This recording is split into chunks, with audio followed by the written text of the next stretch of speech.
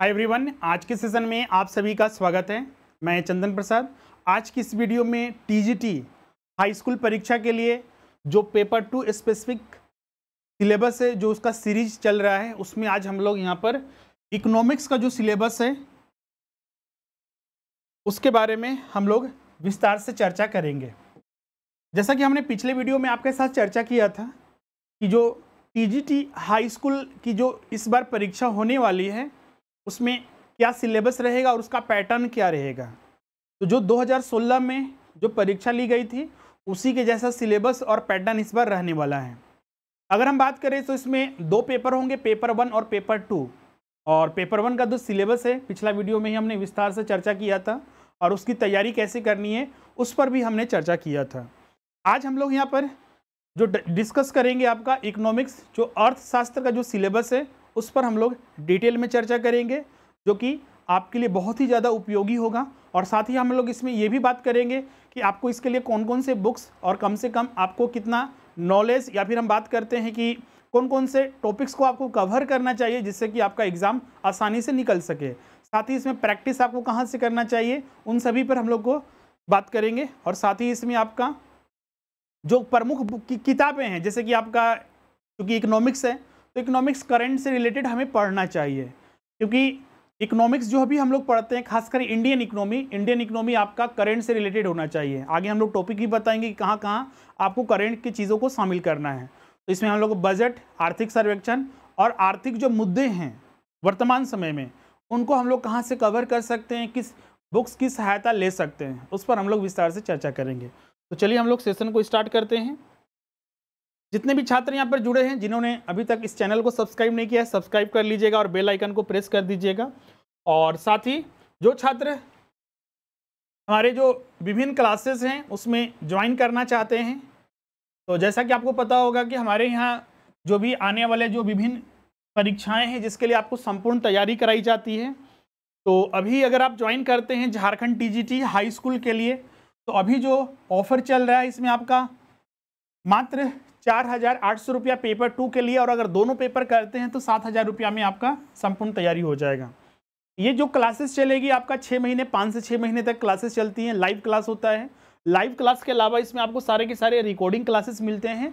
इसके अलावा इसमें आपको डाउट सेशन हो गए, नोट्स हो गया, टेस्ट सीरीज हो गया, चैप्टर वाइज सारे चीज़ें आपको उपलब्ध कराई जाती है। साथ ही इसमें पिछले साल के जो प्रश्न पत्र हैं और विभिन्न जो दूसरे स्टेट में टीजीटी हाई स्कूल लेवल पर जो परीक्षाएं हुई हैं उनका भी आपके साथ डिस्कशन किया जाता है।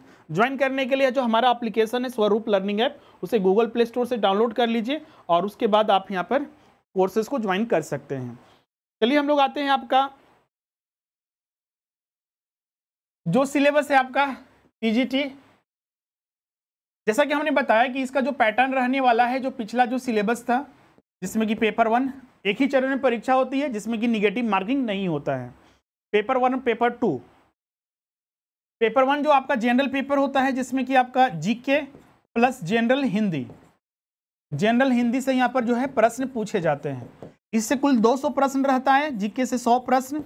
जीके में अब क्या क्या रहता है, तो जीके में आपका वही आपका GS section, history, polity, geography, economic, current affairs.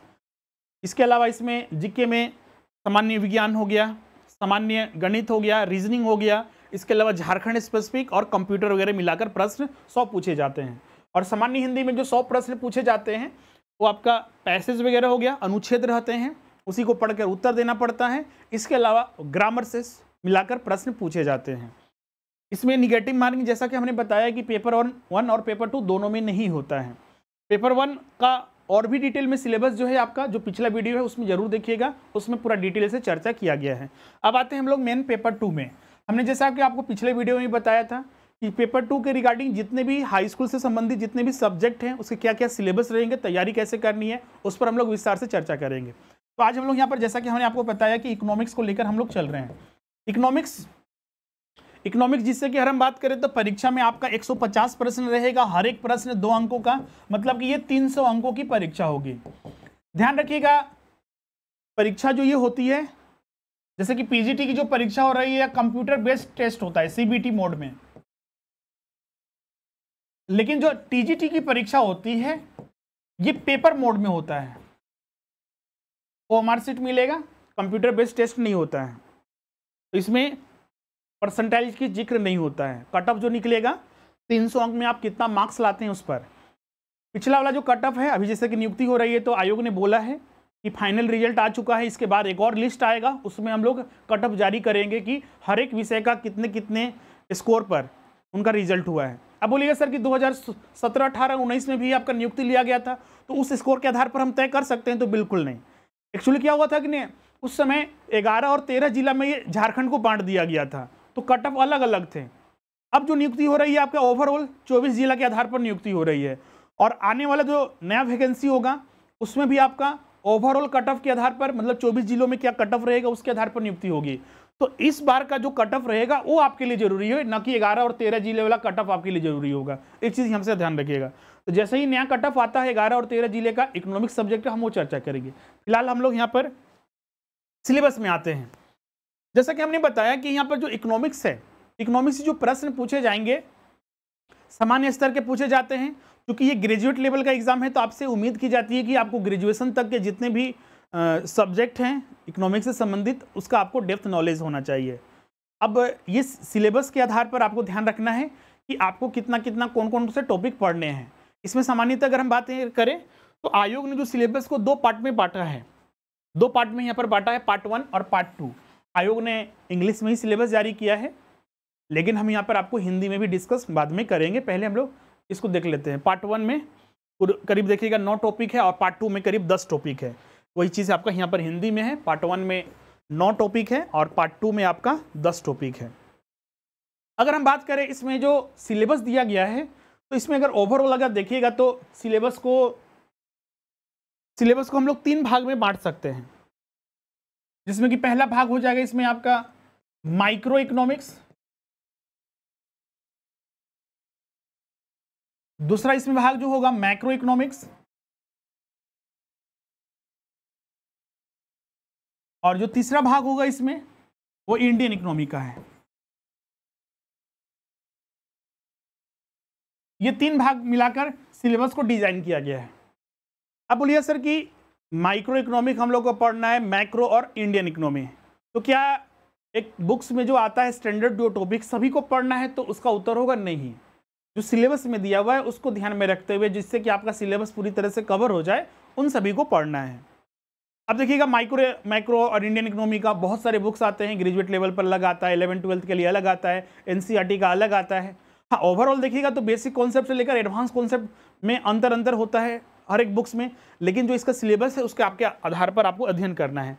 जैसे अगर हम बात करते हैं पार्ट 1 में, जिसमें कि इंडियन इकोनॉमी और मैक्रो इकोनॉमिक्स को शामिल करके ये सिलेबस बनाया गया है पार्ट 1 में। पार्ट 1 में देखिएगा तो इसमें आपका जो कॉन्सेप्ट है माइक्रो और मैक्रो का, वो पूरा आपको पता होना चाहिए, माइक्रो इकोनॉमिक्स और जो मैक्रो इकोनॉमिक्स है। फिर उसके बाद वही डिमांड है, इलास्टिसिटी ऑफ डिमांड। फिर उसके बाद आपका cardinal and ordinal approach to consumer equilibrium या कंज्यूमर सरप्लस वगैरह। फिर लॉ ऑफ रिटर्न जो है, price determination under perfect competition and monopoly. ध्यान रखिएगा यहाँ पर तो स्पेसिफिक लिखा हुआ है under perfect competition and monopoly, लेकिन आप सब जो है जब भी स्टडी कीजिएगा तो उन सारी चीज़ों को, जितने भी आपका हर एक सिचुएशन में जो भी प्राइस डिटर्मिनेशन किया जाता है, सभी को एक बार देख लीजिएगा ज़्यादा, और मेन फोकस इस पर कीजिएगा, क्योंकि उसका भी बेसिक नॉलेज होना चाहिए। कभी कभी क्या होता है, प्रश्न जब देता है, जैसे कि यहाँ पर आप सप्लाई भी, डिमांड एंड सप्लाई नहीं लिखा हुआ है, तो बहुत सारे छात्र पूछने लगते हैं सप्लाई नहीं पढ़ना है। बिल्कुल पढ़ना है। प्राइस डिटर्मिनेशन हम पढ़ेंगे तो वहाँ पर तो लागू होगा ही, बिना पढ़े कैसे समझ सकते हैं। माइक्रो इकोनॉमिक्स जो टॉपिक होता है एक दूसरे से इंटरलिंक होता है, तो पढ़ना सभी को है। उसके बाद आपका theories of determination of rent, wages, interest and profit. फिर concept of functions of money, मतलब ये सारे जो है आपका मैक्रो इकोनॉमिक्स के अंतर्गत आ जाता है। फिर उसमें आपका money, quantity theory of money, inflation and deflation. उसके बाद फिर आ जाता है आपका, मतलब ये सारे मनी एंड बैंकिंग से टॉपिक है 6-7। Functions of central bank and commercial bank, जो भारत में बैंकिंग व्यवस्था है और जो सेंट्रल केंद्रीय बैंक की भूमिका है, केंद्रीकृत बैंक जो भारत का RBI है, उन सभी के बारे में अध्ययन करना है। फिर उसके बाद जो 8वां टॉपिक है, principle of maximization of social advantage, causes of the growth of public expenditure, ability to pay, theories of taxation. Taxation capacity, public डेब्ट, इट रिडेम्पशन एंड बजट। मतलब कि इसमें जो फिजिकल पॉलिसीज के फिजिकल राजकोषीय नीति के अंतर्गत जितने भी टॉपिक्स आते हैं, पब्लिक डेब्ट हो गया, बजट हो गया, टैक्सेशन हो गया और भी अन्य मिसलेनियस टॉपिक्स, उन सभी को शामिल करते हुए आपको ये टॉपिक डिस्कस करना है, उसके बाद मतलब स्टडी करना है। फिर उसके बाद जो 9th है, 9 टॉपिक यहाँ पर देखिएगा तो comparative cost of taxation gain from international trade. मतलब कि जो टैक्सेशन का जितना भी टॉपिक्स है वो पढ़ना है और इंटरनेशनल ट्रेड भी इसमें शामिल कर दिया गया है। इसमें भी बहुत सारे छात्र कंफ्यूज करते हैं कि सर इसमें बैलेंस ऑफ पेमेंट वगैरह नहीं दिया गया है, तो स्पेसिफिक नहीं लिखा हुआ है। तो यहाँ पर ध्यान रखिएगा, इंटरनेशनल ट्रेड लिखा हुआ है तो उसी में सारा चीज़ आ जाता है। मतलब कि एक बेसिक से लेकर एडवांस लेवल तक, जो ग्रेजुएट लेवल तक पढ़ाया जाता है इंटरनेशनल ट्रेड से संबंधित, वो आपको कॉन्सेप्ट पता होना चाहिए, एग्जाम में पूछा जा सकता है। इसी का देखिएगा तो हिंदी पार्ट 1 का यहाँ पर आपका रहेगा सूक्ष्म और स्थूल। यहाँ पर बोला जाता है इसको आपका समष्टि और व्यष्टि अर्थशास्त्र। एक्चुअली इसको ट्रांसलेट किया गया है तो इसलिए थोड़ा अंतर होगा, समष्टि एवं व्यष्टि अर्थशास्त्र। फिर मांग और मांग की लोच, उपभोक्ता संतुलन, उपभोक्ता अधिशेष के कार्डिनल और क्रमिक दृष्टिकोण, रिटर्न का जो नियम है, कानून नहीं नियम। फिर पूर्ण प्रतियोगिता और एकाधिकार के तहत जो मूल्य निर्धारण किया जाता है, लगान, मजदूरी, ब्याज, लाभ के निर्धारण, जो ये शामिल किया जाता है, उन सभी को हम लोग को पढ़ना है। फिर मुद्रा की अवधारणा, मतलब मुद्रा और बैंकिंग, इनमें इन्फ्लेशन और डिफ्लेशन, मुद्रास्फीति और अपस्फीति, उन सभी को शामिल करना है। उसके बाद फिर आपका फिजिकल पॉलिसी के अंतर्गत आ जाता है टैक्सेशन, बजट, पब्लिक डेब्ट, सोशल जो रिस्पॉन्सिबिलिटी है, और इसके अलावा इंटरनेशनल ट्रेड जो पार्ट 1 के भाग हैं, अंतर्राष्ट्रीय व्यापार। अब हम लोग यहाँ पर पार्ट 2 में आ जाते हैं। पार्ट 2 स्पेसिफिक जो है ये इंडियन इकोनॉमी पर पूरा बेस्ड है। कुछ छात्र जरूर यहाँ पर बोलते हैं कि सर कि पीजीटी से सिलेबस ज़्यादा जो है टीजीटी का सिलेबस है। अगर देखिएगा तो पीजीटी में 15 टॉपिक बताए गए हैं, उससे ज़्यादा लगता है कि इसी में सिलेबस है। यहाँ पर अगर देखिएगा तो 10 इधर और ये 9 इधर, 19 टॉपिक है, जिसमें कि झारखंड इकोनॉमिक्स है भी नहीं। एक्चुअली उसका जो सिलेबस पीजीटी का बनाया गया है, बहुत ही स्मॉल कंटेंट को शामिल करते हुए बड़ा टॉपिक को शामिल कर दिया गया है, इसीलिए लगता है। अदरवाइज देखिएगा तो पीजीटी का भी सिलेबस बहुत ही ज़्यादा वास्ट है, क्योंकि उसमें सिलेबस इस तरह से डिज़ाइन है कि लगता है कि वो छोटा है। अब इसमें देखिएगा पार्ट 2 का पूरा जो है आपका इंडियन इकोनॉमी, भारतीय अर्थव्यवस्था पर पूरा का पूरा बेस्ड है, और इसमें कुल 10 टॉपिक्स हम लोग को यहाँ पर पढ़ने हैं। इसमें सबसे पहले जैसे कि इंडियन इकोनॉमी है तो भारतीय अर्थव्यवस्था की जो विशेषताएं हैं, इसके पिछड़ेपन के कारण हैं, भारतीय अर्थव्यवस्था के जो मूलभूत ढांचा है उस सब के बारे में, इसके जो बैकवर्ड मतलब कि जो समस्याएं हैं उसके पीछे कारण क्या है, केंद्रीय समस्याएं वगैरह क्या है, उन सभी को यहाँ पर पढ़ना है।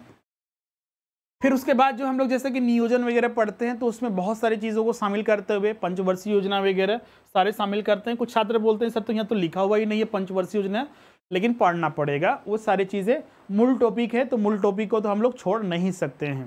फिर इसमें फॉरेस्ट एंड फॉरेस्ट जो पॉलिसी है और एनर्जी प्रॉब्लम, जो इंडिया में भारत में जो एनर्जी प्रॉब्लम, ऊर्जा का जो समस्या है उस सब के बारे में पढ़ना है।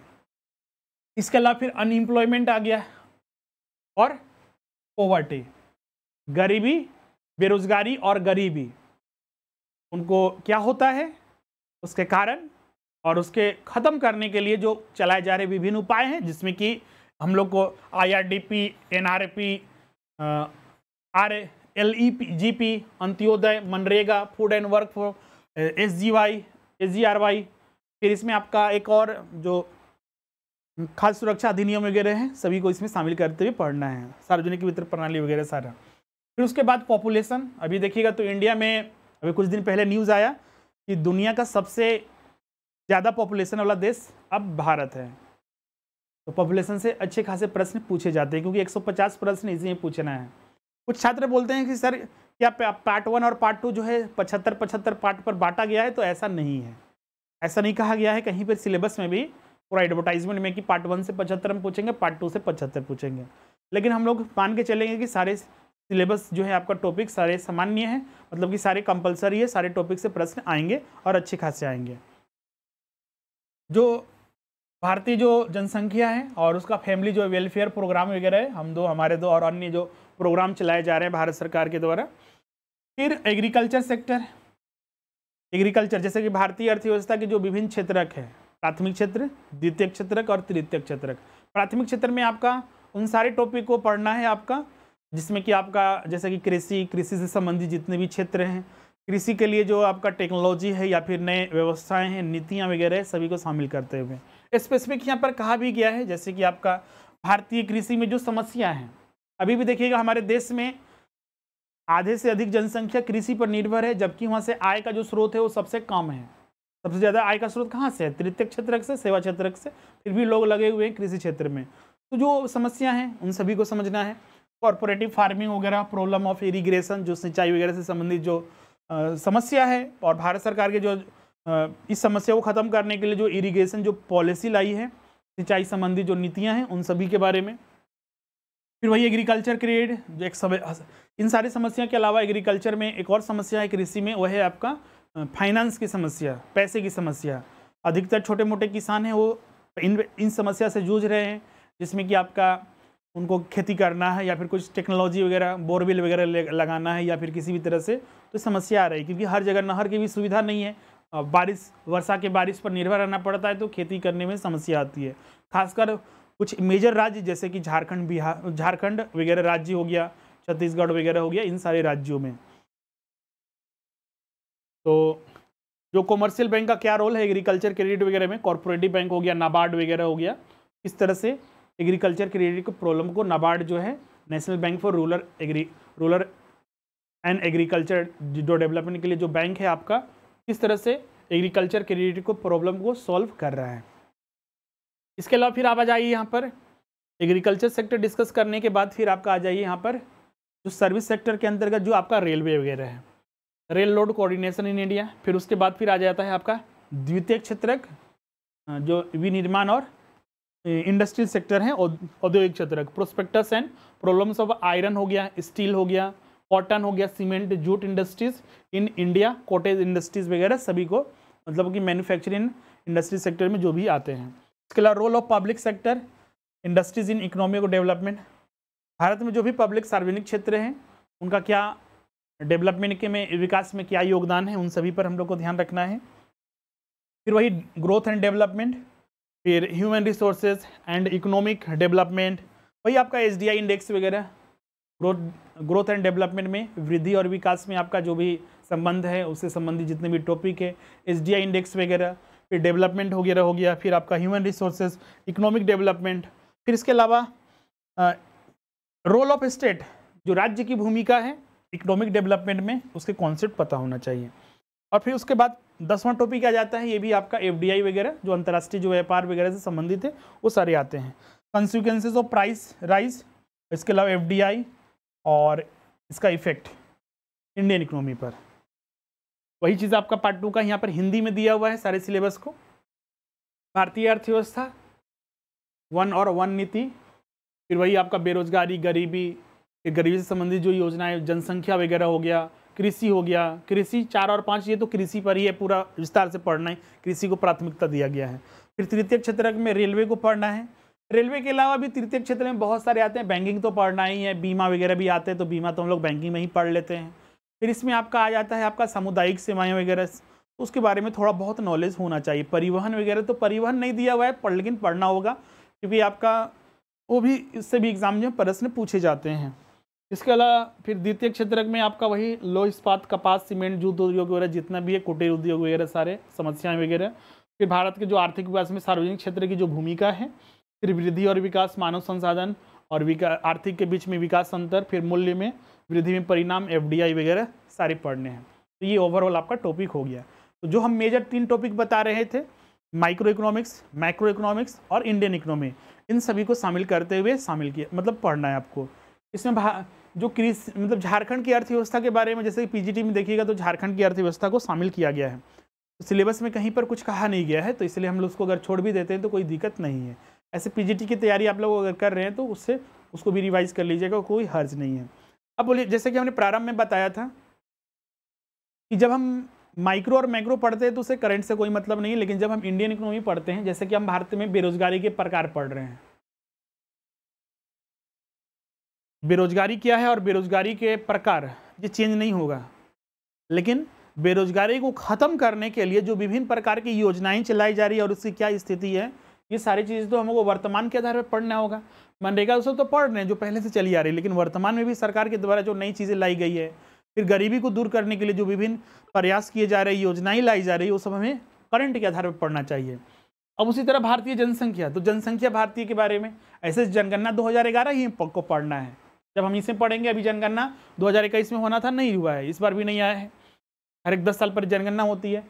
तो लेकिन वर्तमान में जो डाटा है, जो ऑफिशियल डाटा जारी किए जा रहे हैं सरकार के द्वारा या फिर अन्य संस्थाओं के द्वारा, वो भी हमें पता होना चाहिए, तो यहाँ पर भी जरूरी है। और कृषि में तो जरूरत है ही, हर एक टॉपिक में, चाहे हम सिंचाई से संबंधित योजनाओं की बात करें, कृषि में जो समस्या उसको दूर करने के लिए जो विभिन्न प्रयास राज्य सरकार या फिर देश के द्वारा जो किया जा रहा है, उन सभी के बारे में हमें पता होना चाहिए। फिर जो बैंकों की भूमिका है, सहकारी बैंक या फिर जो बैंक, रेल, सड़क वगैरह, जितना भी आपका परिवहन के जो मार्ग है, उन सभी को पढ़ना है। तो करंट के आधार पर, जैसे कि अभी रेलवे मार्ग बढ़ रहे हैं आपका, फिर इसके अलावा सड़क परिवहन में भी बदलाव हो रहे हैं, नए, फिर आपका उसमें विस्तार हो रहा है, बहुत सारे जो अभी प्रोजेक्ट लॉन्च किए गए हैं, सड़क प्रोजेक्ट जो है संबंधित है, वो सब भी पढ़ना है आपको। तो इसीलिए इसको हम लोग करंट के आधार पर जोड़ के चलते हैं, कि ताकि हमें एग्जाम में अगर करंट के आधार पर प्रश्न पूछा जाए तो हमें पता होना चाहिए। बाकी मूल टॉपिक जो पहले से है वो तो पढ़ना ही है।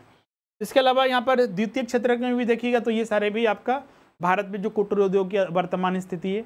अब सवाल उठता है कि सर कि ये यहाँ से लेकर आपका 1 से लेकर 10 तक सारे मूल टॉपिक ही पढ़ना है, क्योंकि अर्थ मीनिंग सब तो पता होना चाहिए, तभी हम विशेष बात कर सकते हैं, और करंट भी पढ़ना है।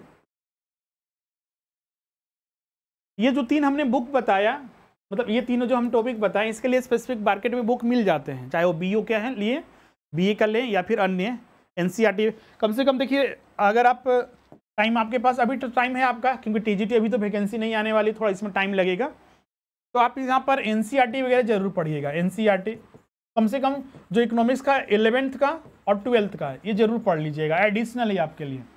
बाकी जो सेल्फ स्टडी वगैरह कर रहे हैं तो इनके विभिन्न टॉपिक का आप बुक ले सकते हैं। चौथा आप ये बुक लीजिएगा, एक और इंडियन इकोनॉमी का एक प्रतियोगिता दर्पण का आता है, जो 2023 का इशू है, उसको लीजिएगा। इससे क्या होगा कि जो अभी हमने बताया 1 से लेकर 10 तक का टॉपिक जो करंट से हमें पता होना चाहिए, वो सारे आपको वहाँ मिल जाएगा। मूल टॉपिक यहाँ से कवर हो जाएगा और बाकी इससे कवर हो जाएगा। और जब भी तैयारी कीजिएगा तो आपको पता होना चाहिए कि जैसे कि हमें माइक्रो इकोनॉमिक्स में पढ़ना है, तो सबसे पहले एक चार्ट बना लीजिएगा कि हाँ, इसमें हम लोग को क्या क्या पढ़ना है।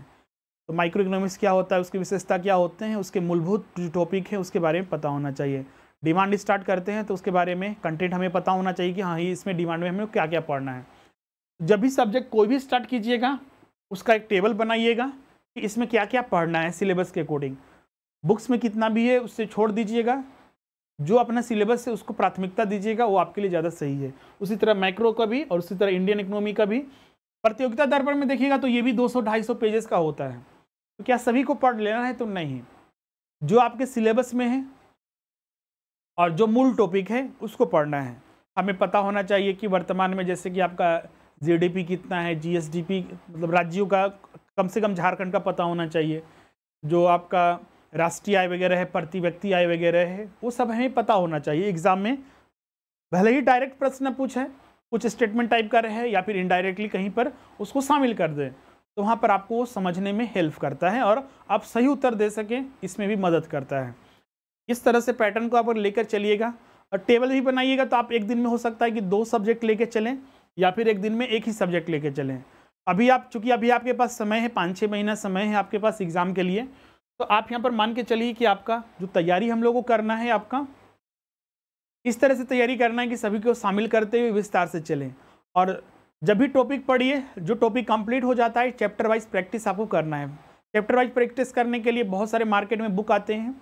झारखंड स्पेसिफिक तो नहीं आता है, दूसरे स्टेट के आते हैं, जैसे घटना चक्र का टीजीटी पीजीटी का आता है। आजकल एक यूथ पब्लिकेशन का आया हुआ है टीजीटी पीजीटी का, तो उस बुक्स को ले लीजिएगा। उसमें सारे सिलेबस को नहीं पढ़ना है, जो आपके सिलेबस में उसको पढ़ना है, प्रश्न को सॉल्व करना है। तो अप्रोक्स उसमें भी 4 से 5 हज़ार प्रश्न मिल जाते हैं, जो कि आपको बहुत ज़्यादा मदद करते हैं कि हाँ किस तरह के प्रश्न आ सकते हैं, क्योंकि वो प्रीवियस ईयर के प्रश्न होते हैं। तो आपको बहुत ज़्यादा हर चीज़ों को बारीकी से समझने में मदद करते हैं प्रैक्टिस सेट, तो उसको जरूर सॉल्व कीजिएगा। फिर बाद में फुल मॉक टेस्ट वगैरह, उसके लिए तो बुक्स वगैरह नहीं आते हैं, मार्केट में कुछ आता है लेकिन वो यूज़फुल नहीं होता है, लेकिन हाँ उसमें से कुछ सॉल्व कर सकते हैं, आप किसी अच्छे संस्थान से जुड़कर वहाँ पर उसको सॉल्व कर सकते हैं। ये तरीका अभी से लेके चलिए, और इसमें आपका ज़्यादा समय नहीं देना है। पेपर 1 के लिए आपका 1 से 2 घंटे देना है, और पेपर 2 में आपका 3 घंटे लेके चलिए, 2.5 से 3 घंटे अगर डेली आप देते हैं कोई दिक्कत नहीं होगा। और एक लक्ष्य निर्धारित कर लीजिए कि हाँ इसी में हमको तैयारी करना है। कुछ छात्र पीजीटी का भी तैयारी कर रहे होंगे, तो पीजीटी में आपका अच्छे से कवर होते चलेगा। और अगर आपको सिर्फ नहीं टीजीटी का ही तैयारी लेके चलना है तो आप इस माध्यम को अपना सकते हैं। और बाकी आपका जो अन्य स्टेट का भी, या फिर केवीएस वगैरह में, फिर आपका एनबीएस वगैरह में, या फिर अन्य एग्जामिनेशन जो डीएसएसबी होता है उसमें भी आपका ये उपयोगी हो जाएगा, क्योंकि इसमें विस्तार से सिलेबस को डाला गया है, इसलिए आपको यहाँ पर हर चीज़ पढ़ना है, तो अन्य जगह भी उपयोगी होगा। और ये चीज़ों को लेके चलिए, एग्जाम में कोई दिक्कत नहीं होगा। तो ये सारी चीज़ें जो डिस्कस करना था इकोनॉमिक्स से संबंधित, जो सिलेबस वगैरह था, हमने सारा चीज़ डिस्कस कर लिया। अब इसमें जो भी छात्र आने वाले जो परीक्षा हैं, जो हमारे संस्थान के साथ जुड़कर तैयारी करना चाहते हैं, जैसा कि हमने बताया कि अभी टीजीटी जो इकोनॉमिक्स है उसके लिए नया बैच जो है प्रारंभ हो रहा है मंडे से। तो जो छात्र इसमें ज्वाइन करना चाहते हैं, इसका रजिस्ट्रेशन आपका ओपन हो चुका है, इसमें ज्वाइन कर लीजिए। और अभी इस फीस में ज्वाइन कीजिएगा, ये 5 मई तक का फीस है।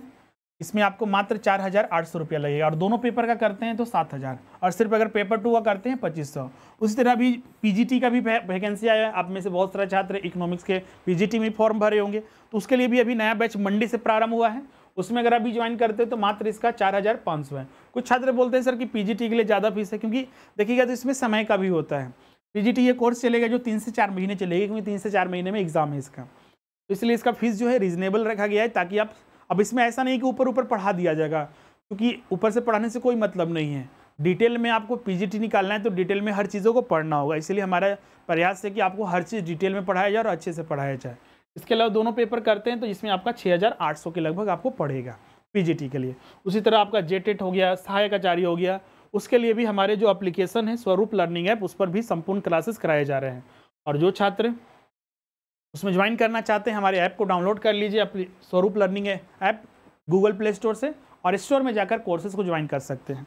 इसके अलावा जो स्क्रीन पर नंबर दिख रहे हैं उस पर भी आप कॉन्टैक्ट करके आप अपना एडमिशन करा सकते हैं। आज के लिए बस इतना ही था। कोई अगर आपको डाउट होगा तो कमेंट करके हमें ज़रूर बताइएगा। अब मिलते हैं नेक्स्ट सेशन में। Thank you everyone.